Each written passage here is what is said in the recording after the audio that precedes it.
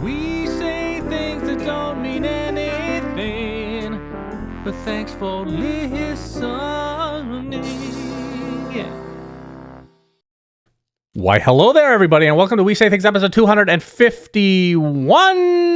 SUNSfan here with Cinderin and an ice cream sandwich, mint chocolate ice cream sandwich. I didn't know it was going to be a guest episode today. That's nice. That's right, Cinder. How have you been? It's been 2 weeks. Ice cream sandwich. Tell us about growing up. How did you get into video games? Well, I was created for the enjoyment of very morbidly obese people in the United States. I'm fulfilling my duty as an American. That is definitely compatible with video games. All Thank right. you. Can you view the patron list, please? Oh, I can, but it would also be really funny if you did it with ice cream all over your face. But I'll do it. Why would I have ice cream on my face? Because you don't know how to eat. Okay, Dodgers in 5. Called it. Your turn, Lakers. Unfortunate, Shannon. Amish toaster, Radon fails again, SUNSfan. No matter than a hatter, Crownfall enjoyer, Captain Broccoli, Suns Nugget Boy, STGC Daniel. Monkey King Billing Department asks, where is the promised return of the A to Z Dual Lane Challenge, Cinderin? That is on the docket. It's happening. Is it? Pepperballs, T-Coil. Yeah, it is. Yatoro does it again, Cinderin. Vlad, let's have Puppy on the podcast. Disco Farm D, The Mega Pope, Shark TM, Janie, Dop, Wooden Aftertaste, Anonymous, and... Oh, Mr. Niebling didn't update his fact. I know. Let's see what so, you can... thank you, Mr. Niebling, as well. Say the word. Do we do it? Does he deserve... Okay. He's disappointed this week. There's no new fact. It could be a different word. It could be 2 different letters. You would never know. Oh, that's actually true, but that's not what's going on here. Hippopotamonstrosequidalophobia is the fear of long words. Oh, that's pretty good. Mr. Niebling. Thank you guys, as always, and everybody else who supports us on Patreon. Of course, if you want to chip in for... there's different tiers. This is obviously the highest tier, but if you want to chip in as little as, I believe, $1, if I remember correctly, then you can do so at patreon.com/WeSayThings. Is it actually the link? I hope so. Yep. That's it right Yes, there. it is.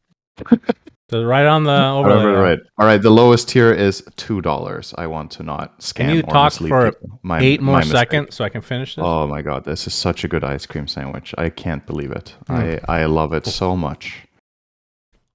Remember, don't eat ice cream without... Time for the next segment, SUNSfan Recommends. So this week, I have been watching a new movie while eating ice cream sandwiches. And TV show. Heartily recommend ice cream sandwiches. They're great. The TV show was not that great, but the ice cream sandwich... As always, I asked for 8 seconds. You gave me 35 for some reason. I'm very sorry. You sounded like you were not going to be done in 8 seconds. That's what she said. Anyway, so... That was actually a good one. One of your better ones. SUNSfan recommends The Penguin, Cinderin. So this, first and foremost, I have to say, I don't know if I'm biased at this point, but I go in to HBO shows and now Apple shows as I'm expecting them to be S tier. So for them to be better than I thought is... Especially if it's about a subject that I'm not particularly that interested in. It just goes to show that these, for whatever, especially HBO, they are, for me, the top of the top, just S-tier TV. So The Penguin, first of all, I like, we've talked about it before, I like the serious superhero stuff, the rated R. But when it comes to gangster-related things and drugs, which it says both, that's primarily, in fact, generally, I get more disinterested than anything. Like with a lot of movies, and like people are gonna hate me. Never got into Godfather. Never got into Narcos. Lots of shows that are really good. Just never got into, like, even Sopranos. I watched every episode, and I thought it was good. I think looking back, it was good, but it wasn't like I didn't find it to be amazing. Anyway, so The Penguin has all of that, but I would say this is a very good show, very well executed. It's about the startings of the villain Penguin. I'm not even going to ask if you've watched this, do Do you recognize the person on your screen right now? As in who the actor is or who they're depicting? Well, okay, who are they depicting? Which is the obvious thing, I would hope. What's the actor? Dude, I'm actually just not going to answer out of fear of being wrong. What do you mean? You have to guess. That's not fun. You actually don't know, huh? That's good. Who is the actor? You're looking it up? I can't tell who the actor is. No, I'm not looking it up. Okay, I can't tell who the actor is, but there's exactly. I feel like there's quite a lot of makeup on them. I'll say that. Yes. I don't know who that is. So we've seen TV shows or movies where they transform somebody and they just look totally different, and maybe the acting doesn't match how well they look or with the visuals. It's both very high tier. Like, this is Colin Farrell, the guy from In Bruges. Cinderin. Oh, what? Okay. All right. I see it. So, this is why you like the show. Okay. Yeah. Here we go. I understand. I got it. Anyway, I don't really like drugs, but Colin Farrell can save anything. I mean, he's a beast. I'm not going to lie. So his acting is incredible in this show. And the makeup they did was amazing. And the lead actress, I actually don't know her name, but I've seen her in a bunch of stuff. She did an incredible job. So overall, I'd say a lot of the episodes were okay to good. And there were a couple, especially if, I'm not going to spoil anything. I think it was episode 4 where they do the backstory on the female character. That is one of the best episodes of TV I've seen in years. It was really fucking good.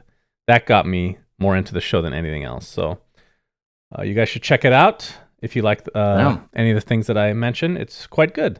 I wouldn't say it's like, if you put things on a tier list, like The Leftovers, which I've brought up, or the Game of Thrones shows before they got really bad, like that is like toppity top. It's not there. This is A tier. Yeah, it's quite good. That's good. So check it out. Enjoy. Without Colin Farrell, of course, it would be D tier for drugs, but he can raise it 3 tiers. Yeah.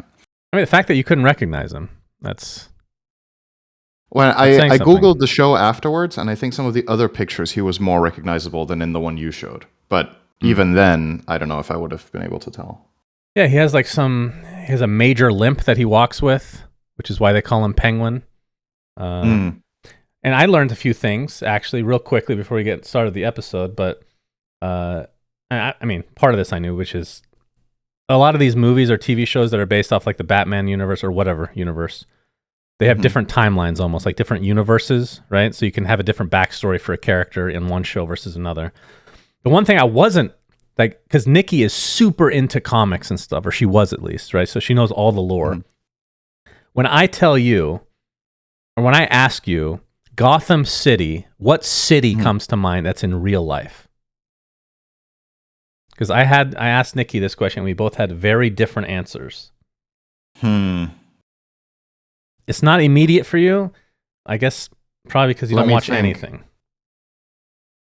I'm just going through. I don't know American cities very well, so I need to think for a second which one I would compare it to the most. Okay. How about Boston? Okay, not even close. Why would I even ask you anything? It's anyway. Okay, give me a second try. Okay, I'm going to think again. So, San Francisco, New York. Okay, so.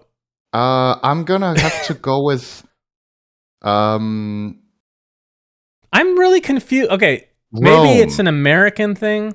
I feel like somebody says Goth, like they actually call this city Gotham City as a nickname. So this is what I learned. It's Salt Lake City. Those Mormons really love their drugs. So my understanding is that it's New York City. That's like immediate to me, right? I said New York second, and you... By second, you mean like 8th, sure. No! So New York City... I don't know if there's a technical correct answer, but it depends on the universe. The original comic, apparently, was Chicago, though. But I think lately, more of them have been in New York, and that's what I associate with. But I was just interested that there's different answers for it. So there's no wrong answer. Well, then it's absolutely Salt Lake City is as wrong as you can get. You might have said Karachi, Pakistan. I said Boston. Okay, I said Boston. Okay, that's incorrect. Now, I will tell you, if Chicago had come to mind for me, I would have picked that, but it didn't. Okay, very good. I'm glad you know That's your unfortunate. cities. Yeah, You should have they didn't. said I mean, Bellevue. That's one of the two cities you know. I specifically avoided Seattle. I was like, this doesn't fit. Anyway, I thought that was interesting. So let's get started with patch 7.37e. Cinderman, go ahead and take over. Yeah, so this was another letter patch, and what usually happens in the later letter patches is that it's primarily nerfs, and it's primarily small nerfs. And this is, I was going to say no exception, but there's a couple of more buffs, I would say, than usual, probably. But a lot of the nerfs are very justified, and some missing nerfs are not justified. We'll get to that. So only one item was changed, which is Kanda, and this has been a special item in Dota for a while, in that it is good on like 3 heroes, and on those 3 heroes, it's way too good. So they made it a little bit cheaper to make it easier for other heroes to buy, but then the component that makes it broken on the heroes that it's broken on got nerfed. So 100 gold cheaper, but the bonus damage from your attack damage rescaled from 75 to 60%, which is quite a bit. But obviously, this item was insane on primarily Tiny, Luna, and Morphling. There's a couple of others that can buy it, but those were the 3 big ones in Pro Dota, I think. Not going to go over every change, Shannon, because it's so many little things like, you get 5 mana cost less, you get 2 cooldown more on this or that. So I'll highlight the big ones, in my opinion. So the first big one is Anti-Mage gets 2 base strength. People usually shrug stuff like this off. This makes the hero quite a bit better. Being tankier in lane allows you to trade better, and other carries get nerfed. So by comparison, AM is a decent chunk better. For whatever reason, X gets nerfed despite being F tier in Pro Dota. I guess he's just too good in pubs, but he lost power on his facet that you take basically every game. It lost strength again on one-man army. And then to compensate, he got a better movement speed slow on level 1 and 2 on Battle Hunger, and then it's worse on level 3 and 4. Which is actually kind of interesting, because in some X builds, you only go 1 in Battle Hunger. So it's a better value point at the very least. Let's see where we're going here. I'm going to mention the Bounty Hunter one. Shuriken costs 10 more mana on all levels, compared to a lot of the other smaller nerfs. I think this one's a bit bigger, because that's the hero's identity, is Shuriken spam. Bristle loses 250 cast range on Hairball. Wow. Yeah. It goes from 1k to 750, which I think is very justified, but also numerically a very big change this late in a patch to cut anything by 25%. But I think it's reasonable. I hope what I'm about to say will start a trend, and there's a little bit of a trend this patch, which is honestly the thing that I'm most excited about, probably. Clockwork Battery Assault bonus damage against creeps decreased from 2 to 1.5x. This was a big part of the power creep that has been happening in Dota for the last 3 years, is that heroes that used to be bad at killing creeps got a new way of killing creeps. In the same vein, Earth Spirit's Boulder Smash got nerfed from 1.4x to 1.25. I'm a big fan of these changes, but obviously the problem is if the heroes don't get compensated in another way and everything else power creeps, then the heroes just become bad. And Earth Spirit was already in this awkward spot where he's rarely a position 4 and mostly played as a mid. And sure, you're nerfing the mid aspect by doing this, but you're also nerfing the 4, and he got nothing to compensate to make him a better 4. So the hero's just worse. Which is my biggest concern with this, is that can you even play this hero as a 4 almost ever in Pro Dota, which kind of sucks, because I think that's when the hero is most fun to watch. But we'll see. But anyway, I'm okay with this nerf on clock. Theoretically, every hero would be more fun to watch as a core, though, right? Just in theory. I suppose what I'm thinking about is the role that you think he fits best historically and what you associate it with. Yes, but also the role where the hero, shines the most compared to the alternatives, right? If you play Earth Spirit mid, you could also have played Storm mid, you could also have played Ember mid, and I know they don't do the same thing, but the identity of the heroes is very much high movement, utility, difficult to catch, etc. But Earth Spirit was such a unique 4 because the other 4 heroes don't do what Earth Spirit does. Whereas for the I thought you were talking mid-pool, about there's, like, Clockwork still, by the way. Oh, no, I was talking about Earth Spirit. Okay. Yeah. So yeah, even though I like Clock and it's one of my favorite heroes, I think this is a good way to nerf it. Then you could buff it some other way. But remove or nerf heroes' abilities to kill creeps, I think is a good way to change the game right now.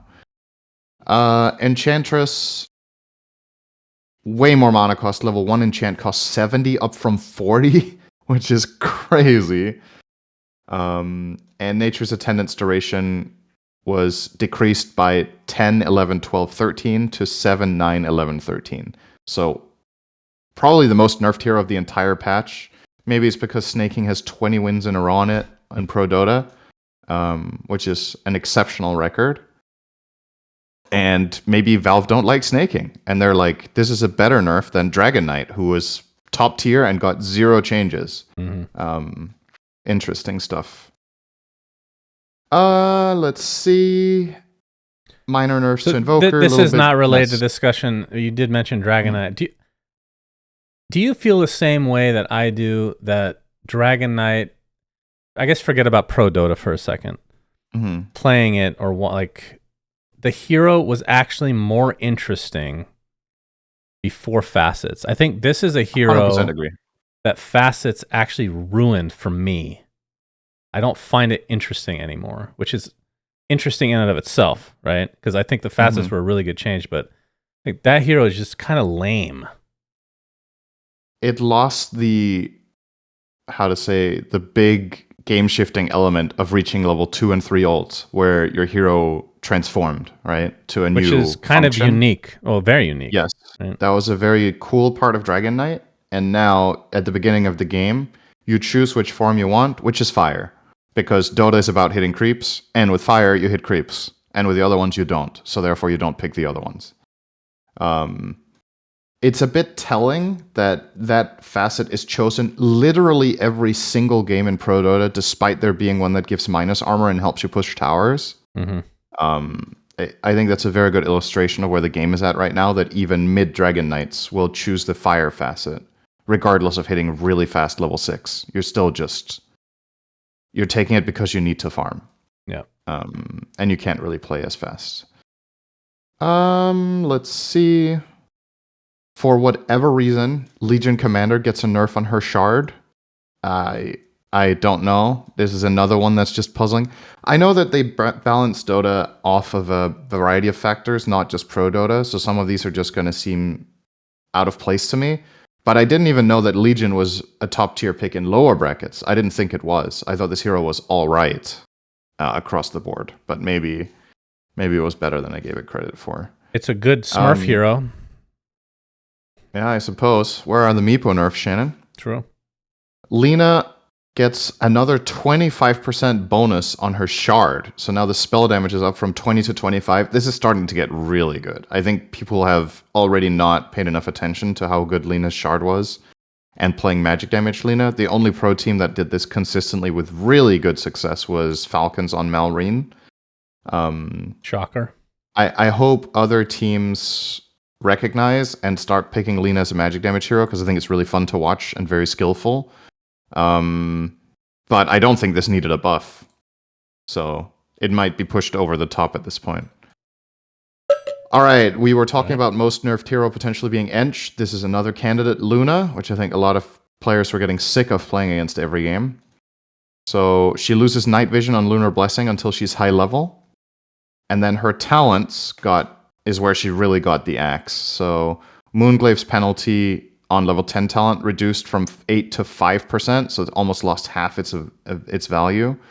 Then her 15 talent for 80 Lucent Beam damage got replaced with 1 Lunar Orbit Glaive, which is the skill you don't even skill. And then her 20 talent that fires 2 Moonglaves on a Lucent Beam is replaced with 110 Lucent Beam damage. So she just lost that talent entirely, which was stupid broken. So I'm okay with that. Now, the question is if the hero's too bad, but that was just obscene. That with Conda, I watched it in Pro Dota, like deal 1200 damage on a Lucent Beam. Like, what is that? Okay. Huge nerfs to Medusa. She was also one of the big picks of the patch, especially in pubs. So her facet that you were taking every game, Venomous Volley, has been changed to scale with Split Shot. So now on level 1, or rather on max level Split Shot, it's as good as it was before, beside not working on illusions. So it's actually just flat out worse at all stages. But it scales from your level of Split Shot. So on level 1, it's 15% move speed slow and 20 attack speed slow, down from 35% and 80. So it's like about a quarter as good as it was before on level 1 Split Shot, and then it's about the same on max level Split Shot. So it's way, way worse. Mana Shield is worse, so she absorbs less damage, and Split Shot damage is worse on level 4, but a bit better on level 1 and 2. Giga nerfed hero. Can't say I'm too mad about it, though. I want to mention this, even though I don't think it's that big of a deal, but I think it's a funny change for Pro Dota as well. Monkey King loses half his duration on Mischief immunity. So now, instead of being 0.2, it's 0.1, so it's the same as Manta. And this will make it a lot harder to dodge abilities. And I think the reason they did this was that it was way too consistent that you could dodge spells in mid in particular when you were playing mid Monkey King against, let's say like Storm Spirit, for example. You would just dodge every Remnant. Because the players are just getting too good, right? So you got to make it harder for them. So now it's 0.1. The calling is better level 1 on the slow, worse level 3 and 4. It now has the same slow as on level 2. On all levels, Naga loses a ton of value on Deluge. This hero is S tier in Pro Dota. I think it was 100% contested in Dreamleague. Every single game pick or banned, and almost always banned first phase. Deluge mana cost was increased from 50 to 80 on level 1 and on all levels. And then it lasts 0.5 seconds shorter. And the Song of the Siren Shard heals 1% less on all levels. So that also got nerfed. I don't know if this is enough, honestly. I think she's still going to be first phased. But maybe this matters more than I expect. They finally did something about Furion's facet, Shannon. The Ironwood Treant. It gives more gold and more experience. But they didn't nerf the trees. So they're still crazy strong. It gave 18. I thought it gave even less than that, if I'm being honest. It felt so unrewarding. Yeah. Big nerf to Thunderbolt, Thunderbolt for Pango, your favorite hero. So I haven't been watching Pro Dota recently, Cinderin. Took a month off or whatever it's been. Almost every game is Thunderbolt. How does that happen? Remember when we talked originally, when these facets came out, and I loved this facet. I was like, this one is so good. And we talked, and the consensus apparently for months through TI that this was the worst talent because pros were already good at rolling on people. What the fuck has changed? Nothing. I don't think anything has changed with this facet. Am I wrong? So I think the double jump facet got nerfed, and this one got buffed, right? Did this one get an extra second? I think it got an extra second, right?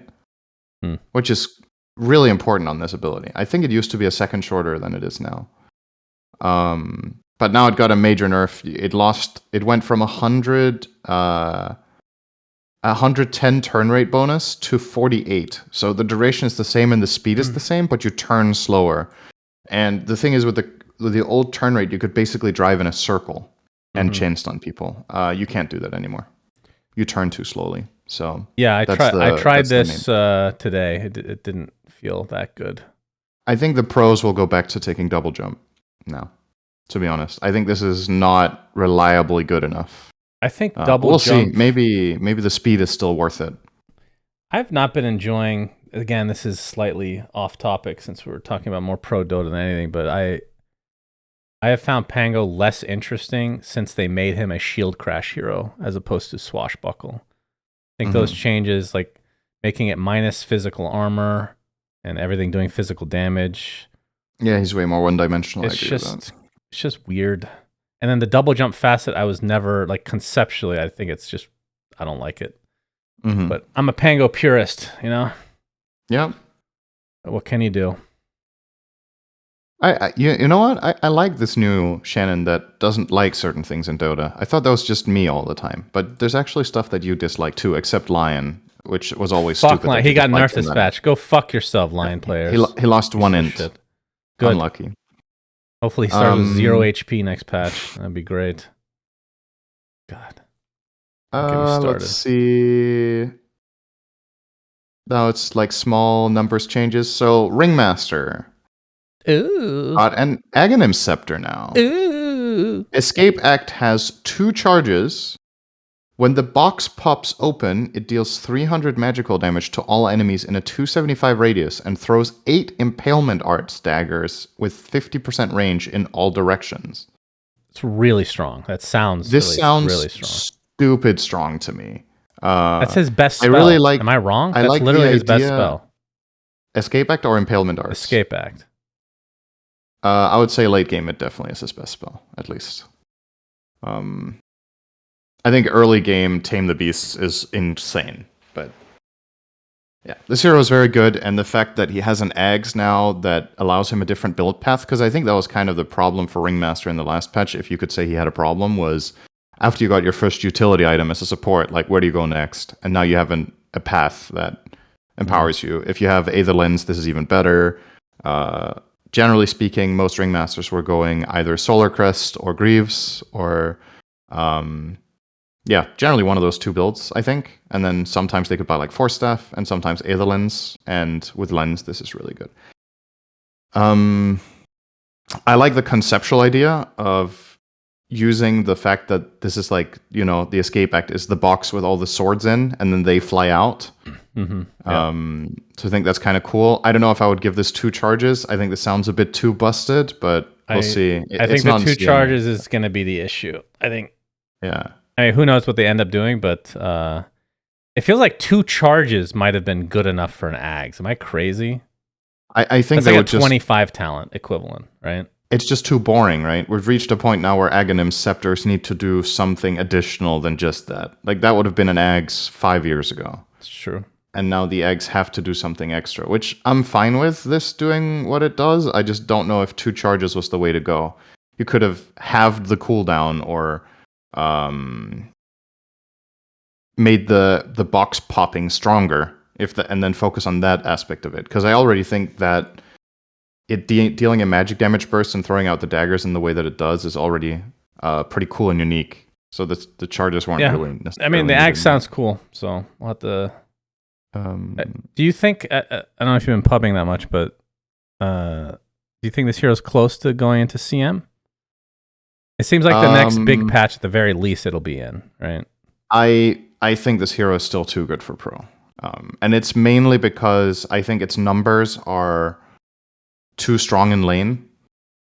Because you could argue that Escape Act is just to save like Disruption or OD's Banish. You can move a little bit, which obviously does make it a bit better. But you can also take damage in it, which you can't in those other saves. It's not a hard save in the sense that the AoE damage still hits you, right? So, I would say with some numbers tweaks to laning, he could be ready. I don't think his ult is overpowered at all. I actually think it's his worst ability. So it's more about his laning kit that is the issue. And Impalement Arts is probably the strongest one down the stretch in terms of like just being a percentage-based spammable ability for damage is quite crazy. And then, of course, Escape Act being one of the better saves in the game. Shard, Spotlight got changed. I really like this change. I think this is way cooler and way more fitting. So instead of having one Spotlight when you throw the Shard out, now it has 3, and then they have smaller radius, and then they swing independently from each other. I think that's way more circus themed to have those 3 light beams moving around independently. That's very, very nice. So that's cool thematically. Does it still? I'm trying to remember. It reveals invis, but did it still do like a radiance type effect? It does damage to illusions, right? That's how I remember it. Yeah, it does. I don't really play this hero much, but it did like a radiance type burn that just did a shit ton to illusions, and I thought that part was a little weird. I like the Spotlight though, and the fact that because you can't just have it show invis, right? It needs something extra, or else it's not good enough. Yeah. I think this new version, let's see how good that is, and then maybe you could buff it if it's still not that appealing. But being able to give vision is already a very strong ability to have. In I'm the higher either way. I'm build. excited to see this hero in captain's mode and tournaments at some point. Yep. I think that's gonna be a fun one to watch. More fun than It's some of the other heroes that they've come out with. It's very exploitable by high skill players. So it's about finding the balance where it's not unfair. Because I think really good players will shine on this hero as support. So yeah, I agree. I think it will be fun to have in the game. Sand King, let's move on. He lost duration on the Sand Shroud facet, which is the one that almost everyone has been taking as of late over Dust Devil, after that one got nerfed. So now they've both got nerfed. This duration nerf is actually quite significant. It's down from 20 to 35 to 16 to 28. So it lost 25% roughly. 20 to 20. No, 20% exactly, actually. What's your I don't know. It's the facets for some of these heroes just feels like one is just better than the other always. I know there hasn't been that much time theory. It's been 5-6 months, something like that. I guess we can't give a full review until a couple months. Has it been that long? Hasn't it only been like 4 months? Oh, whatever it is. Maybe. Actually, I'm not sure anymore. Time flies when you're old. I think the issue with some of these, so this is just me talking out of my ass right now. Mm-hmm. The facets for the same skill that involve the same skills, I think that's actually kind of weird. I agree. Like if you're going to have a sandstorm facet, the other one should be something else. That way, depending on what your strategy is, then one will be better than the other, but that strategy can change based on the circumstance. It's not just, oh, sandstorm is the spell. This one just happens to be stronger right now than the other one, so I'm picking that every single time, you know? I think that could be something that they maybe look into. And it might actually be the exact same concept as why I don't like Dragon Knight facet. It's the same skill. Yeah. Right? Effectively. I agree 100%. And I think for Sand King, for example, you could pick either of them, right? I mean, at this point, you've proven that both facets are strong and useful. So take the one that you think is more fun for the game, axe the other one, and then give him another facet. I would agree with that completely. Okay, moving on. Sand King also got a nerf to Sandstorm. It does a little more damage level 1, but less level 3 and 4. And this is the skill that you basically max every game first. So little slower at farming, a little slower at fighting. This hero is very good, so I don't think this is unfair. Some numbers tweaks to SD. Not going to go over them in detail. It's just a little numbers change. And then we get to the bigger one, which is Shadow Fiend. This hero has been terrorizing all levels of games for a while. And a lot of people really wanted to see him nerfed in the carry role. Let's see if they got what they wanted. So, Lasting Presence, which is one of his facets, the one where when you get a kill, you have a stronger Presence of the Dark Lord for 70 seconds. This is now down to 60 seconds, and the buff is removed when Shadow Fiend dies. I assume this also works against Aegis. So I think if you kill him first, I would assume the Presence of the Dark Lord disappears, because I think usually any ability removed on death is also removed on Aegis death.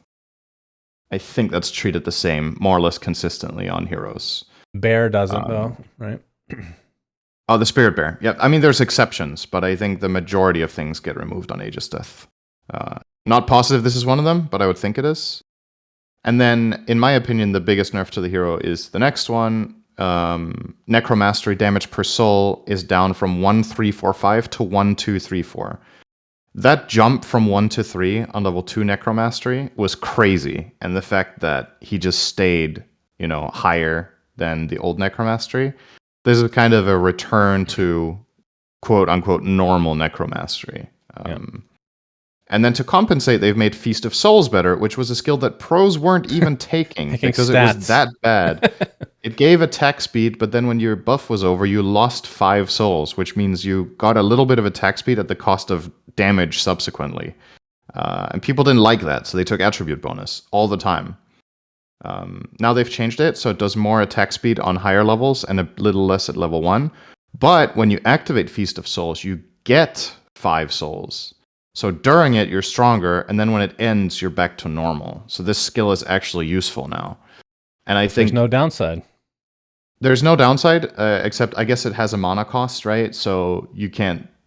Beforehand, you had so much mana for raises if you weren't using this because you had attribute bonus, right? But I think we're going to see people taking this now. And I think in order to play carry Shadow Fiend effectively compared to other carries, you actually need to take this because you lost the damage from Necromastery. Mm-hmm. To me, this is more elegant design. I'm not going to say that I don't think hero designs where you can bypass a skill entirely are bad, but I think if you always do it, then the skills are just not good enough, right? So thematically, this is worse. Because I mean, forget about the mechanics. Think about it from a top-down perspective. Top being theme, bottom being mechanics. Demons sacrificing something to gain something is actually pretty cool, right? Right. That's probably what they were trying to go with here, because he is a demon after all. But this has been in the game for how long now? And people were just getting stats, like you said. So something. You could have easily made it a sacrifice skill still, and just tweaked the numbers and made it good. Right? They just gave up. Like, let's just make it good. The one thing that I'm a little bit hang on, let me just quickly check this spell, because I'm a little bit concerned that this hero is getting pigeonholed too much into the carry role. Because so I'm just gonna confirm with Feast of Souls. Wait, where is it? Wow, this is terrible. Okay, I'm finding it now. So Feast of Souls gives cast animation factor down to 0.7. And the duration is the same as before. Because on Magic SF, you take this. But I guess you just take 1 point, right? Just for the souls? No, wait, this is a 25 talent, right? Yeah. As a 25 talent, you can lower your cast animation factor while you have Feast of Souls active. So if you're playing Magic SF, maybe you still take stats, I guess is what I'm getting at here. Because, what does this do for Magic SF at all? What is the other facet for him? On 25? Or no, the facet. Oh, the facet. So there's Shadowmire, which is the one that slows with your raises. And that's the one you take when you play Magic SF the majority of the time, I would say. So it would be cool if, for that one, Feast of Soul changes, instead of attack speed, you get Spell Amp or something like that, right? Yeah, I was thinking something like that. But the problem is if you put both on it, then it's just even better for carry SF. So you kind of need to be... Yeah. It's a delicate hero to balance in that aspect. You don't want to make carry SF too busted by giving him better magic too, but I also feel like it's a shame that the Magic SF doesn't really benefit much. To get the Spell Amp, you'd have to go for the other facet, though. Oh, I see. So, wait, so which... I'm just saying, in theory. The so Shadow Raise is slowing. It changes Feast of Soul. Instead of attack speed, you're getting Spell Amp with that facet. Got it. Yeah, that would be one way to do it. Okay. Yeah, I could see that. Moving on. Okay. Yep. Shadow Shaman, for whatever reason, has way more expensive Hex level 1. I guess it's to compensate for the fact that he got 10 more base attack speed. Kind of maybe that is just too much, so they did draw him back a little bit somewhere else. I think it was fine to just give him the attack speed. I think this hero wasn't that good, but Hex is cheaper on level 4. But it's just more expensive level 1, and it's quite expensive. 130 mana level 1 is a lot for this spell. They fixed Storm, Shannon. Finally, Overload has been doing 2 procs on every attack when using Shard for months. And it was very busted and used in every pro game with Storm. They bought it minute 15 and at TI, was it also broken? Just people didn't realize? It's possible. I don't know. That's funny. It might have come out after that, but... Yeah, that's been very strong for a while. How come Fog didn't report the bug day one that he tested this after it came I think out? he reported it. He reported it ages ago. Oh, really? I think either he reported it ages ago, or this was one he didn't know about until it became like public knowledge. I see. Usually Which is he's still, the first to find out. I mean, it was known at Wallachia, so it was known like 2 months ago, at least. Maybe it was difficult to fix. Like some bugs can be a mess, as I'm sure you know more by now than you did before. Yes, this is true. Nerfs to Terrorblade. This hero is not particularly good, but he started being a flex pick where you could play him carry and offlane because of the reflection build, where you would get the reflection talent level 10 and then max reflection just to fuck the enemy carry, which I find very fun that you could do that, because I don't like carries, and I also don't like Terrorblade. So actually, I take it back. Just whatever.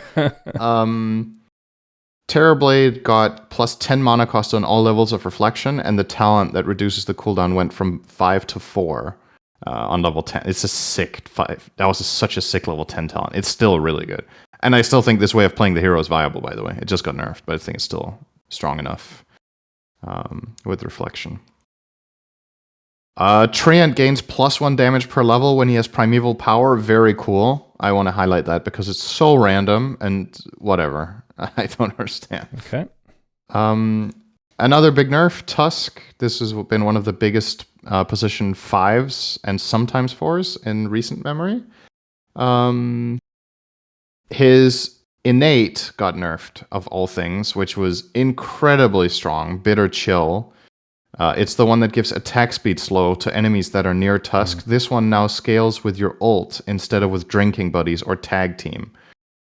And the attack speed slow is now better when you have higher levels of ult, but worse when you have lower levels of ult compared to tag team / drinking buddies that you generally max first, whichever build you go. Right, but you still get it level 1. You still start with it. And you actually start with a weaker version. You start with 15 instead of 20.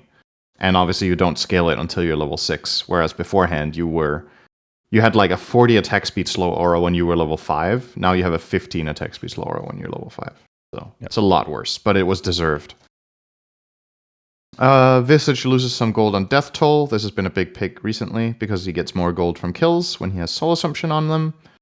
That is nerfed from 35 to 30 per charge. Do you know if a pro has misclicked the facet for Visage yet? The one that controls you can't control your own familiars. I think if they did, they wouldn't have told anyone. That would have been front page of Reddit, I feel like. And then the final one I want to mention is Wraith King, because this one's a bit random. And it kind of is the Shadow Shaman treatment, where he gets a better base component. So Wraith King just gets 2 armor, which is a lot.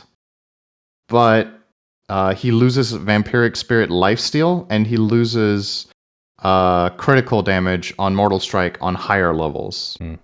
So scales a little bit worse, but is much better in lane and in general tankiness in the game. This is a hero that I think they struggle a lot with balancing because the concept of the second life is so broken, the lower skill the players are. And at the same time, you also want him to be viable in Pro Dota. And I think this is a potential way of doing that by giving him better laning and then giving him a little bit worse scaling could be a way to do it. I don't think this is going to push him, though, into being a popular pro pick again. But I do think this new version of Wraith King on higher level Dota is better than the old one. But, actually, I forgot to mention his talents got changed, too. So he loses 10 attack speed on the 20 talent for attack speed, but he gains 5% cleave on the cleave one. So I guess this is also a nerf, because I think you generally took the attack speed one. Yep. But, yeah. We'll see. Maybe it doesn't change that much, but any hero getting base plus 2 armor is very rare. This happens like, I don't know, once a year, maybe, if even. All right, that is 7.37E. Probably the final letter patch, I would think. Yeah, probably. Especially now that Crownfall's over. Well, they've come out with the 4th act, so now everything will probably be going to this next big patch. I would assume there's no patch until New Year. Yeah, for sure. Then we'll see when they want to drop it. If it could be a part of Chinese New Year. That's generally been a pretty big event in Dota. We used to have custom games there. What was it called? The one with the dragon. The beast, What do year they call- beast. Oh yeah, the year beast. That's right. And there's always been like some sort of at least caches related to Chinese New Year as well. But yeah, we'll see if that's when they decide to drop the next big patch or not. But it could be. Yep. Overall score for this patch, I don't know. It's not like super exciting, but I think most of it is solid. There's a couple of head scratchers, so I guess for me it's like a 7. It's fine. Yep, I think it's solid. It's what you should expect for. Actually, it's probably bigger as an E patch. They're not usually this big, right? Yeah. Yeah, generally they have like 10 hero changes and maybe one item. This one has one item. I think this is going to become more the norm now that we assume, we have no way to verify that the team is much smaller than it was a couple years ago. At least for now. It deadlock and whatnot. Yep. Yeah. All right, let's move on to Dream League Season 24, which you attended, Cinderin. I did. Did you have fun? I sure did, Shannon. Didn't have to put up with me. Yep. Making you eat sushi. Cap was very refreshing. Somebody enjoyed that. Actually professional. I made sure to drag him down to our level over time. Good. Don't worry. Good. I infected him. That's good. Yeah, let's not spend too much time on this tournament. I want to talk about the biggest storylines. Obviously, we go into this tournament with Heroic winning Wallachia. Heroic get 13th in this tournament. Second to last after just being champions of a tournament with a lot of quality teams attending. This is obviously a step up. Dream League has the majority of the absolute world elite, but it was still a massive disappointment. Heroic's total game score was 311, which is terrible for a team that just won a tournament, no matter how you spin it. This was a team that was at least expected to make top 8. Onion! Oh, poor boy. For a second. Let's see. It might just be a solo bark, a single one. One mailman. Seems like it was. Then, so that was I guess the biggest story probably in terms of disappointments was Heroic getting second to last.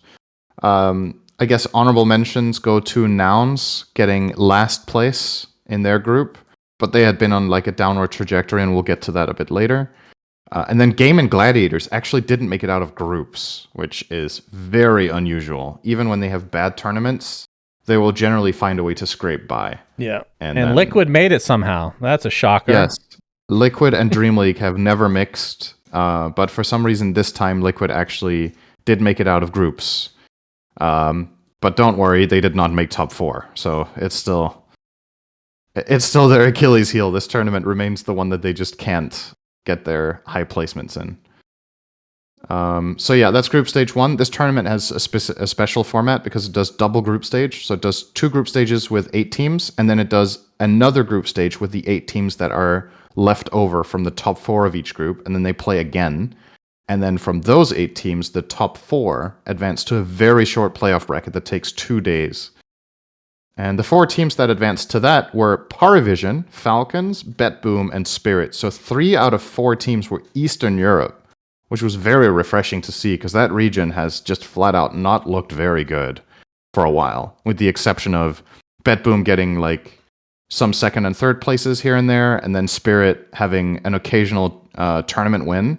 Compared to the talent pool of that region, you would think that they could produce more than 2 teams that can compete. And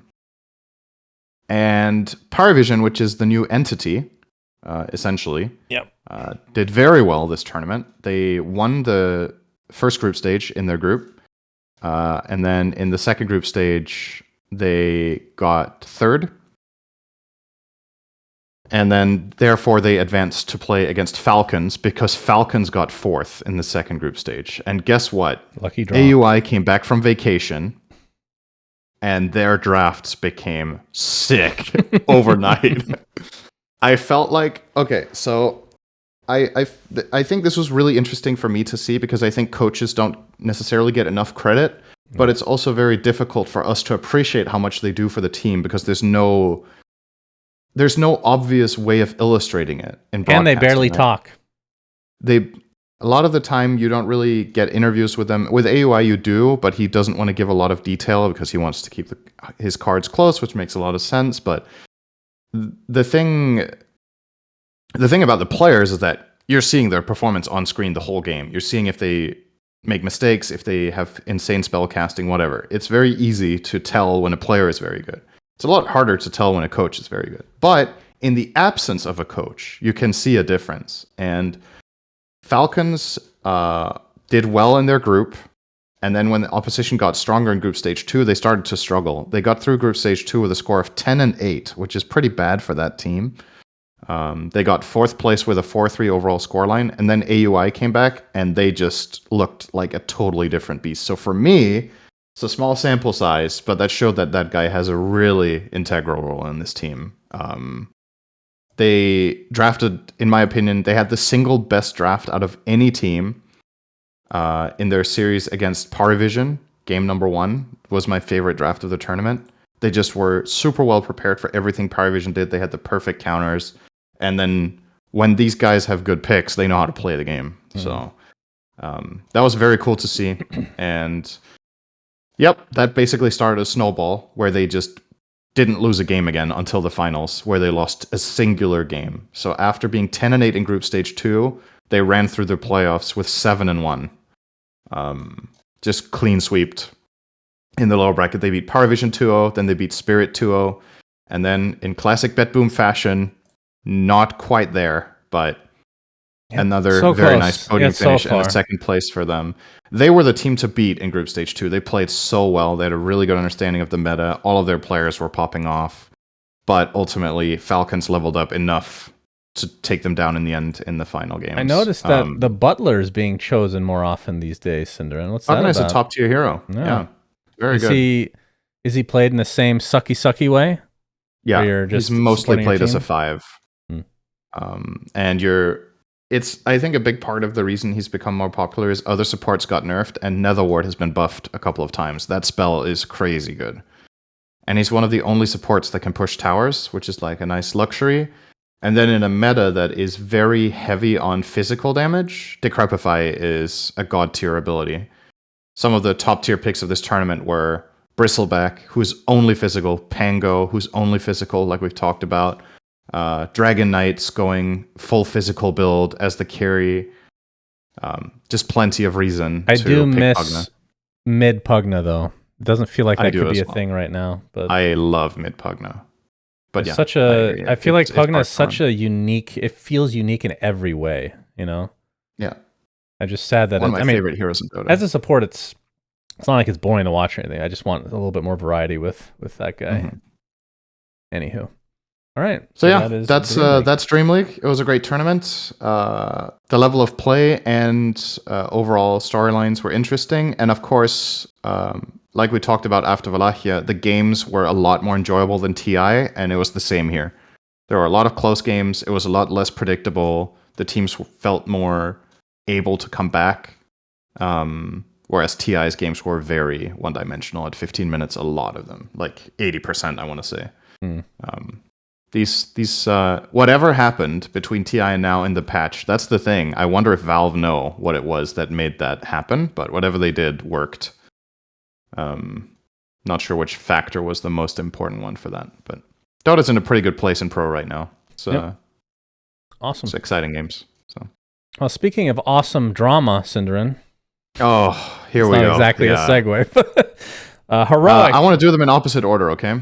Because we were just talking about Nouns bombing out of Dream League and not doing well. Okay. And then they played one more tournament subsequently to that, and also didn't do well there. And unfortunately, because of that, they have disbanded. So first of all, they weren't called Nouns anymore. I think we covered this the last episode. Mm-hmm. We did. That the team was going to stick together with a different name, and that Nouns were quitting Dota for now, at least.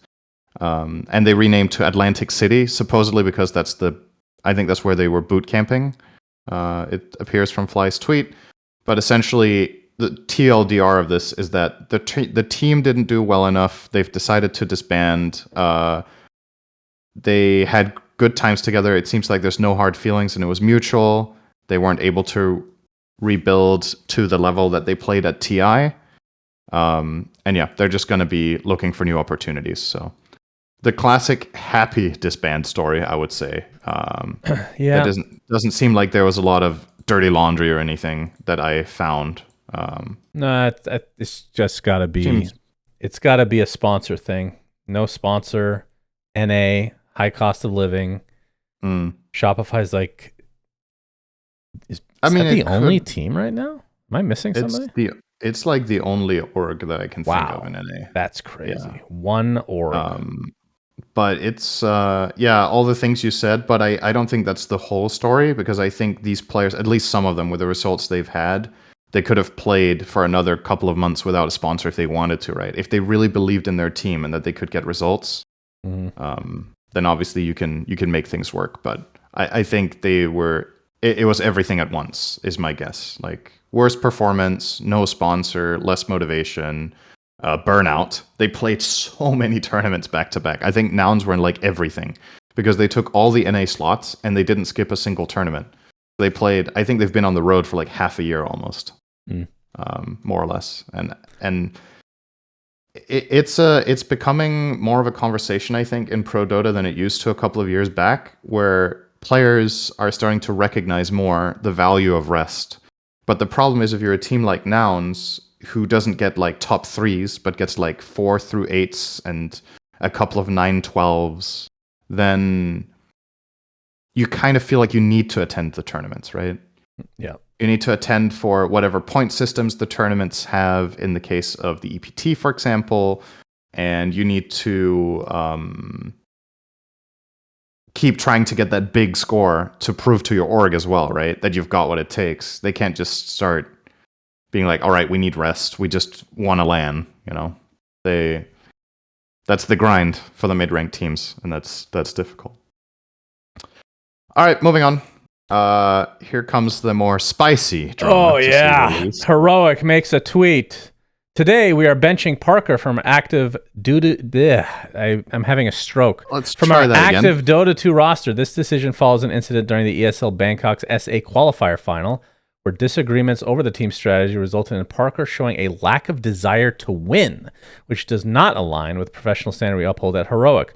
While we recognize the raw talent and contributions Parker has brought to the team, this pattern of unprofessional behavior, including previous incidents, is something we will not accept. We are open to discussing Parker's transfer with interested parties. In the meantime, we will compete in the Blast Slam with Yuma as a stand-in. Stay tuned for further updates. Wowzers. Yeah, so this bench is a flat-out kick. Like, there is no way he's playing with his team again. Question is, how long is he on a contract, right? Probably the full year, I would think. Yeah. So the thing that is such a shame about something like this is there are throughout Dota 2's histories, there's like a handful of players that have this tendency, or at least where it becomes public, that are incredibly gifted in terms of the game, but then they just have a personality trait that, and the angle here isn't, oh, I feel so sorry for Parker. It's just a shame for Dota that we could have a potential generational talent that just doesn't work with other people. You know, like, that's genuinely what this comes across as. So, to my understanding, the situation, there is, you know, you can cut the guy some slack and be like, this could be a misunderstanding where the teammates really wanted to fight for Roche, and he says, no, guys, we absolutely cannot fight, and he thinks they're going to listen to that call, so he already TPs mid and starts pushing, and his teammates are like, no, we have to fight this Roche fight, and he's already committed, so he can't make it there. That can happen. You can have miscommunication like this, and I'm not going to judge him based on this one moment. What I'm going to judge him based on is the history that he has, and the fact that the team writes this as, like, they're highlighting this moment, but they're saying it's a pattern of unprofessional behavior, including previous incidents. So this sounded like this was the final nail in the coffin, and they were already unhappy. Right. And supposedly, this is mainly just sourced from Reddit, in the South American community, it's been known for a very long time that this would be a ticking time bomb, and people even predicted immediately after Wallachia. They were like, I'm so happy as an SA Dota fan that we finally win a tournament, but it's just a matter of time before Parker explodes this team. That was literally the fact that was one of the most upvoted and most recognized comments after a tournament win was, I'm so happy they won, but don't worry, it's going to break apart because Parker and Devi will start fighting, which is exactly what happened, by the way. He was very upset. And that was probably also part of the thing that the team and the org really disliked was Parker went on stream and just shit-talked his teammate.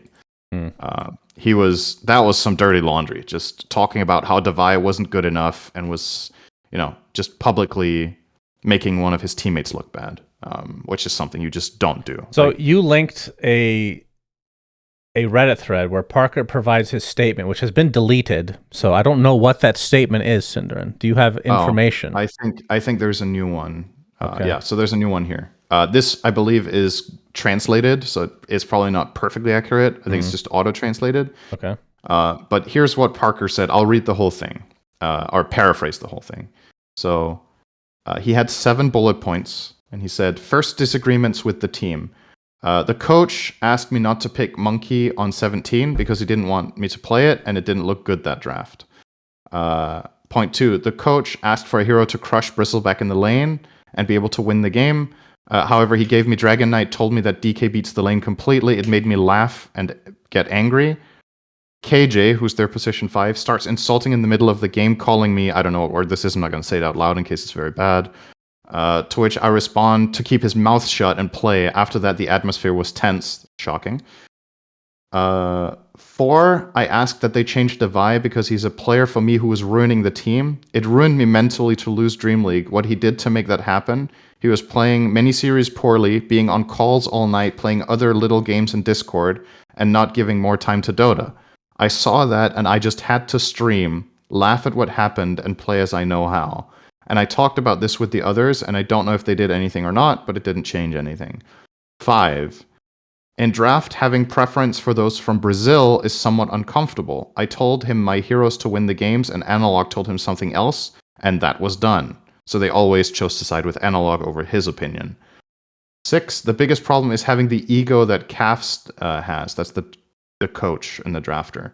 In his mind, he gained all his drafts. I'm assuming that means won all his drafts. 7, in the middle of the games, what Devi does is unbearable. Smashing the tables, making noise, denying, I don't know what that means, pinging items, and saying what to take. I assume that means he's telling his teammates what items to buy. That ended all my patience toward him. That one's funny. I could see that one. So, okay, so all in all, that's good. Without knowing the inner workings on this team, but just having history as a reference point, I think there is a decent chance, or an overwhelming chance here, that Parker did inexcusable stuff in this team, but that the things that he is writing could also be true at the same time. The problem is, if you are a player that has a very short fuse and all it takes is 1 or 2 things to go wrong before you set off, and then you start listing all the things you're unhappy with, then this is the stuff you need to work on as a team and figure out and solve these problems rather than just let it build up and just explode at some point, right? Mm-hmm. And if you have a history in past teams of things just breaking apart, it probably means that in the majority of those situations, you are the catalyst and the reason that it happens. And it might be time to look inward. And I personally hope that Parker can overcome this because I want to see the guy play. Because he is exceptionally good, and he was probably the MVP of Valachia. He was so good in that tournament. Does he speak good English? I don't think so. But I don't. Oh, actually, I think his English is decent. Actually, you know who would be wrong. I'm not saying this is going to happen. I guarantee you, they've probably reached out just to, every team has probably reached out just to see the feeler of how much the transfer would be. I think the perfect captain for him is Puppy. Perfect in every fucking way. Sounds like he needs a real firm hand and then a therapist on the side. I think Puppy would not give him a chance, actually. Not give him a chance in what way? Because of all the stuff that's happened. I think Puppy would feel like it's too big of a risk. Risk for what? What are they doing? Huh? What are they doing? No, I mean for the team that it would just be he would feel like it's not worth taking the chance on this player because of the bad track record. The thing that Puppy has a very good history of is taking a chance on unproven pub players or limitedly proven pub players and then molding them into stars, right? This is a guy who is a proven star but a proven dick at the same time. I don't know if Puppy's willing to take that risk, is what I'm saying. I don't know. Maybe for some reason, I feel like that would actually potentially. It's either really fucking perfect or horrifically bad. You know, right? Which I guess you could take the angle that chance? Secret might not have much to lose right now. That's what I'm saying. It's like, what are they? The current Secret is very much, this is a lot of new players or unproven players, and maybe it's too many at once for Puppy to make work. But I think Puppy is experiencing a difficult time now where he is struggling to attract elite level players that he was able to for countless years. And his roster might take like one new young gun or maybe two, but now he's at a point where he's not even getting a single star. And that is a challenge. I'm just going to make some analogies here with the NBA, Cinderin, so bear with me. And I'm not saying that these are perfect one-to-ones, but it's just the idea of taking a troublemaker, putting them with somebody that can put them in their place, and it's worked out really well. Michael Jordan was with Scottie Pippen. They brought Dennis Rodman onto the team, and that's arguably the greatest team in NBA history. Maybe lesser so version of that is Ron Artest, who was clinically insane as far as I'm concerned. Put him on the Lakers. Who's there at the time? Kobe. Nobody's a bigger dickhead than Kobe, or was at this point. Rip. And he put him in his place. So I think this actually could work.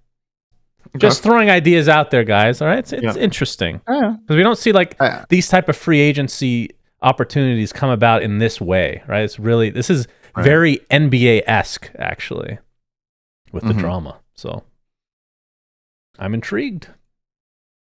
Yeah, okay. Like I said for the record here, if I had to give my personal take on this situation, what is most likely, I think Parker was the biggest reason that this all transpired the way that it did, but I think there's a very high chance that some of the problems he's highlighting might be something that Heroic should work on with another player. That there could be some truth to what he's saying, and then the problem is that his personality trait and the way that he is as a person just can't cope with those issues and just blows up, right? Yep. And loses faith too quickly instead of solving it. Oh, okay. We'll see what happens. Yep. All right, final topic of this evening. Let me just resize this a bit. Sorry about that. I wanted to quickly talk about Act 4. Right. Have you played any of the minigames? To my knowledge, there are 4 minigames. You are further in Act 4 than I am. I am going to start catching up on it starting today, actually. Okay. So this is your segment today. I won't be doing any like big spoilers or anything, especially for the final act, because I haven't completed it yet. There are 4 minigames that are based off of like old arcades or just old games in general. And let's just go through each one. So Bunker Buster is the Snapfire one. This one. So there's more recent games that I haven't played that I've been told. It's like Worms. I actually never played Worms. And I think Angry Birds was like this. Am I wrong? And the game that I played, which... Bunker Buster is Angry Birds. It's just flat out Angry Birds. The game that I remember playing, and somebody is going to have to tell me in the YouTube comments. I could probably just ChatGPT this, actually. There was a game that I played on like Windows 95 or something. This really old. Terrible graphics. I think it might have been the original game like this. It had a gorilla that threw bananas in an arc. And I forget what I was trying to hit with them, but that's the first game I played. That's what this reminded me of. Really well done. There's 4 different types of ammunition. Ideas to be able to kill all the units with the arcs of Mortimer's Kisses or the grenades or whatever the case may be. Really well done. Thought it was very cool.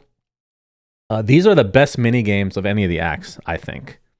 Like the fighting game one, as much as I love the idea, I played it once. I don't know if anybody else is feeling similar. Like it just felt laggy and it just wasn't it wasn't as cool as it looked, if that makes sense. But this one, quite good. Second one is Bomberman. What is it actually called? So the first one was called Castle Carnage. This one is called Spoon Man, which is based off of Bomberman, which is placing bombs to clear avenues for you to be able to pick up certain objects or just kill units. I have this on my arcade downstairs. This is an amazing game. And this one, I think Valve did a really good job. These are very nostalgic for me, just really well done and actual games that you could just pop in and play and just have fun, which I feel like the other mini games had less of a lifetime for whatever reason. All right, quick question. Yep. Do you think the reason these games are well received is that Valve knows that the target audience of Dota are generally 25 plus? If this was in a League Battle Pass, do you think they would be like, what is this cringe old shit? I don't know. That might be true, I mean, actually. the league players are starting to get older as well, obviously. So let's say, I mean, I don't know, this wouldn't really fit. Let's say Fortnite, right? Like, I think a big part of why people enjoy this is the fact that it's recognizable, nostalgic experiences that they're reliving in Dota, and people are appreciating that. But, like, the next game as well is one that... What were the other... Chat's going to have to remind us. What were the other mini games and all the other acts? There was a fighting game. Actually, really struggling to remember now.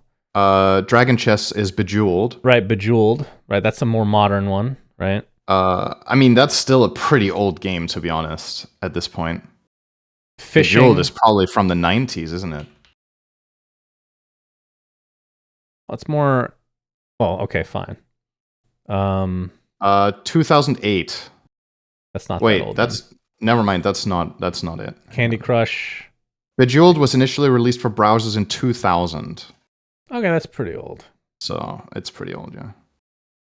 All right, anyway. So, Bomberman was great. There was Flappy Bird. Did you mention them? Huh? So, there was Flappy Bird. Oh, yeah, Flappy Bird. I forgot about that one. True. Was the Bat Rider one. That one was really good. I like that one a lot. Yeah. Then there was the fishing, and then the two different types of fishing. The fishing was a unique game, though, right? That didn't... at least I didn't get the reference on that one. That's true. I mean, I don't know if it's unique necessarily, but yeah, I don't know. No, but you know what I mean. Like, there was no obvious reference to another video game. They could have. I mean, there was no sniper, I guess, in the story mode. They could have done Duck Hunt. Duck Hunt was fucking cool. Oh man. Of course, it's a mouse though, so it's a little maybe not as cool as I think. Considering everything they've done, it's actually a bit surprising that they didn't do at least one racing game. That's true. As one of the mini games, because that's like a classic thing that everybody would have grown up with in some shape or form. Like the TI-84 plus calculator racing game type things. That's the first thing I think of, because those are really easy to make, right? Just super terrible graphics. But anyway, so Bomberman was awesome. Then we have Spleen Sweeper, which is Minesweeper.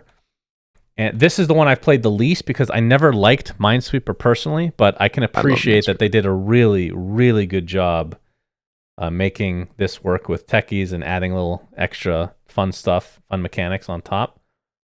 And then today I got to the final boss, if you want to call it that, which is Nest of Thorns. Nest of Thorns. Close. Okay. Which is Vampire Survivors. And of course, there's been like a million Vampire Survivor clones ad nauseum, I would say. Like, talk about auto battlers, there being a lot of. There's way too many Vampire Survivor clones. So I played. There's 3 characters you can choose. There's Kez, Venge, and Skyrath, and I would say they take inspiration, but basically just copying almost every single mechanic and all the types of spells and whatnot that you get in Vampire Survivors. But extremely well done. I've tried playing it 3 times now. I won't spoil much. I got to the end of one of them, but I ended up losing. This is easily the most well-made minigame that they've had. Tons of replayability. It even has like the upgrade system that Vampire Survivors has, where the more coins you collect, the more you can upgrade to make your, it's kind of like the roguelike thing where your characters will get stronger and whatnot. But in addition, so what I noticed, and I haven't gotten too deep into it yet, you upgrade one thing, so you get like 25 extra HP, or whatever the case may be. To get level 2, not only costs that much more gold, but also tokens in Crownfall. So it gives you incentive to continue to play regular Dota as well, which is very cool. So instead of just stack, like there's, Act 1, 2, and 3 just had hundreds, and if not thousands of these fucking tokens that you can't use on anything. Now you can use them to upgrade your characters on this game mode. So I'm really, really impressed with Act 4. I have to say, I know that it took a long ass time, and I know that the team, like we talked about earlier, is probably a lot smaller than we would like for Dota. But yeah, they did an excellent job on this one. So kudos. Which game that they made do you think took the longest time? It's easily Nest of Thorns, right? I'd have to think about it.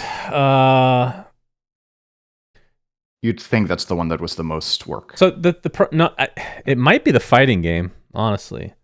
Oh yeah, that could be more. I need to look at the full list. The only reason I'm saying that is because Nest of Thorns, I actually don't think is that hard to make, as a custom game. I was saying this on stream earlier. Slacks came to us 2 years ago, and it was like, you guys should make Vampire Survivors for Dota. I'm like, yeah, that would be cool. And then I kind of looked into it because he kept pestering me.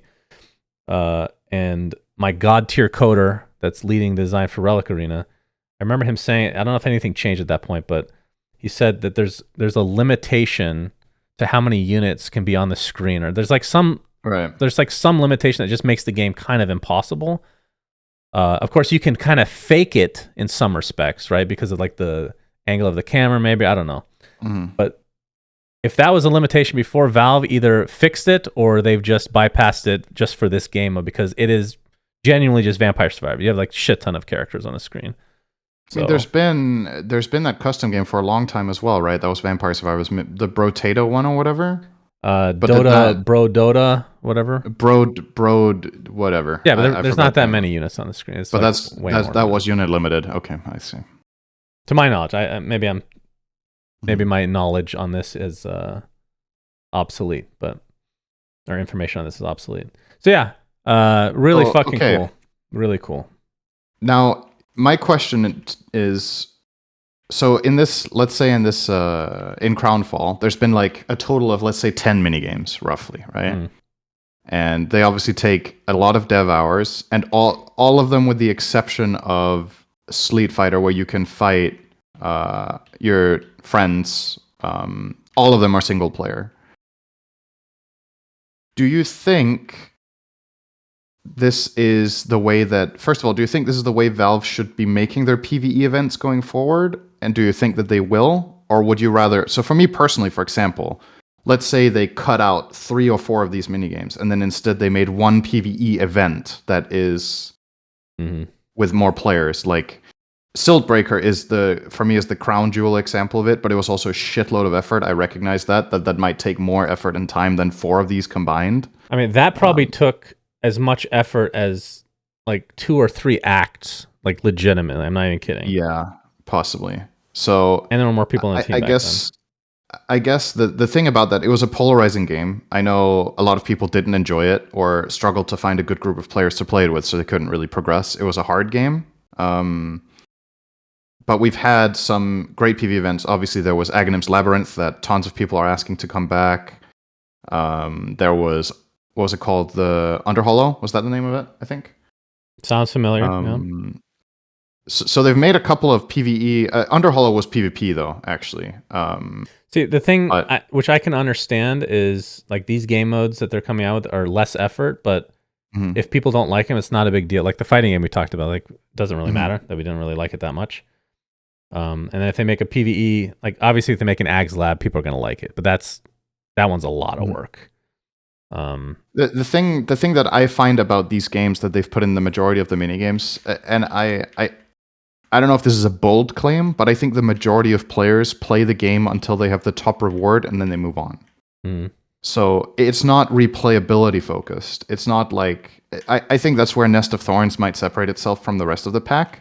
But I get the impression that people play to get the tokens and to enjoy the game for a little bit, and then that's kind of it. So you don't get people playing the minigame for 10, 15, 20 hours, right? Right. They actually did come out with Whereas an with update today something- where they added more difficulty to Carnage. What is it? Castle Carnage. They added Castle Carnage, yeah. so they added like 8 more difficulty. Like what did they do? They added the 8 levels that they already had and made a separate version that was just more difficult, and you get additional tokens for those as well. So there's even reasons to continue playing that one. But yeah, no, I mean there's limited play for all of these games, even the Vampire Survivors one. Even though this one, compared to the rest, has a lot more. I'm thinking something like Nest of Thorns, how much more effort it would be with what they've already made to make a multiplayer version of that where you can play together in a stack and explore combo builds of different characters playing together and then make the game harder. Yeah. I feel like a lot of people in the community would really enjoy that as an event mode, and that could have got many, many, many hours of play. But you do pose an interesting question, which I don't know if this is exactly what you're asking, but it made me think, is it worth the effort? Like, what are these game modes doing exactly? Yeah. I think they're cool. And Crownfall in general, whether the game, like whether Dota is stale or not, I have enough incentive to actually play because of Crownfall. But the mini games, if they just didn't exist, would that change anything? It would make it a little bit less fun, but I'd still play Dota to grind out the tokens. And then once I was done with the Crownfall act, then it's whether I'm enjoying playing Dota at that time or not, right? Right, that's where I guess what I'm getting at is instead of making 10 little games that you each play for, let's say, an average of an hour, let's be generous. Because I think some of them, if you're good, you can beat them in like 15, 30 minutes, right? And just have the rewards and then move on. So let's say an average of an hour. Instead of having 10 minigames with that, you could have made maybe one flagship event per act that is multiplayer and has more replayability. Or if that is too much, you could have had one in Act 2 and one in Act 4, and then some of the smaller ones mixed in Act 1 and 3 as filler, right? I think this is... Well, maybe that the fact that they've created these already means that they can more easily make them in the future and then do exactly what you're saying, potentially. For me personally, I think it would be cooler to make this into something bigger than all of these little small nuggets. Then it would be nicer to have like 2 or 3 hard hitting. All right, we really went for something big here where you guys can play together. Because I mean, this game mode that we're looking at, the Vampire Survivors, would have been really cool with people, right? Playing with I think this people. is the perfect game to have made multiplayer from the beginning. And designing it around if they keep iterating on this current format, I like it a lot. It's not perfect, but I could see them doing exactly what you're saying. Now that they have the foundation for all these mini games. There's one more thing about that too, is if you make, like, let's say Nest of Thorns was multiplayer, but you couldn't play it until you reach it in the story. This gives you incentive to play with your friends because you're like, hey, I found this new custom game mode. You need to take this path in the story tree to get there, and we can play it together. Then you're effectively making players want their friends to play any sort of Dota so that you can play Nest of Thorns with them eventually. But you can look at it from the other side of the coin that is a huge negative, and most people, even with that potential incentive, would not want to grind Dota to play the mini. They would just want to play the mini game. Well, so then you could argue it shouldn't have been in the story at all. Then it should just have been available, right? Well, yeah, but you could say that for any current mini game as well. So right, but if you're going to put all this effort into like an Ag's Labyrinth, you want that available to everyone. Like, I'm sure they have the stats. I promise you, the people that finish acts, like the full acts, is I don't know what the percentage is. It's very low. It's the casual player, which is 95% of the people that log in every day, will not be finishing any of the acts. Right. So yeah. I think that would be the big negative. But I like the idea, though. It does sound really cool. So yeah, we'll see though. But yeah, that's Act 4, and now what's going to be very curious is what's next, right? Because now we've been living off Crownfall for I don't know how many months at this point. Longer what's than next? intended. Is it going to be another 4-act thing? Is it going to be a different iteration on this? Are they going to adjust the mini games like we talked about? Will there be a different type of content entirely that's put into the next whatever it is? That's interesting because now that we've had something reliable to look forward to for so long, it almost feels weird that now we don't know what we're looking forward to. In the previous X years, it was always, all right, eventually there's going to be the TI Battle Pass.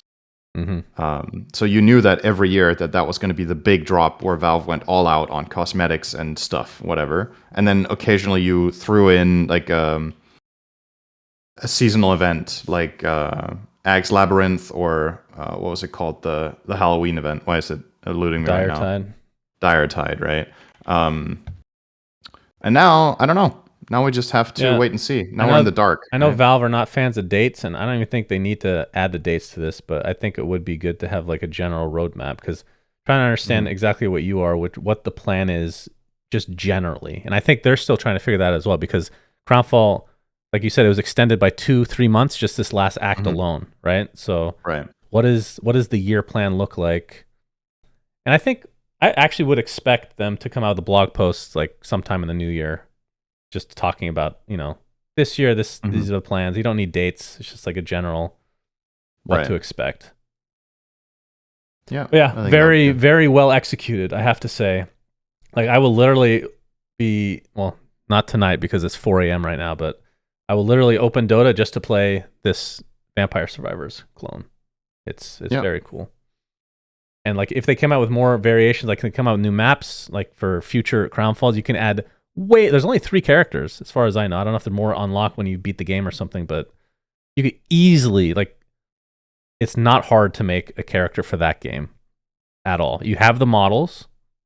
Obviously, these are the 3 that they chose because this is the storyline, but you could easily add 80 plus heroes if you wanted. Like, I'm telling you, it will not take much time for that. And then adding like co-op mode would be really fucking cool as well. Anywho, that'll do it. Thanks for watching, everybody. Cinderin, I'm not sure if you're aware, but I will not be here next week because I will be in Hawaii. So this is turning into a bi-monthly podcast. Feels like every 2 weeks is what we have going here. But nice. How long are you gone for? That's a Nikki question. This is the thing I love about traveling with Nikki. You know how much she plans everything and you just show up. Exactly. That's actually most of the I didn't realize this until last time. If I can just like follow somebody around and just literally not think of anything, I can just concentrate on not feeling like shit because I have to travel. So you guys should find somebody like that. Because it's probably like 4 or 5 days is my guess. I'm going to be using make sure you guys marry a wedding planner. Yeah.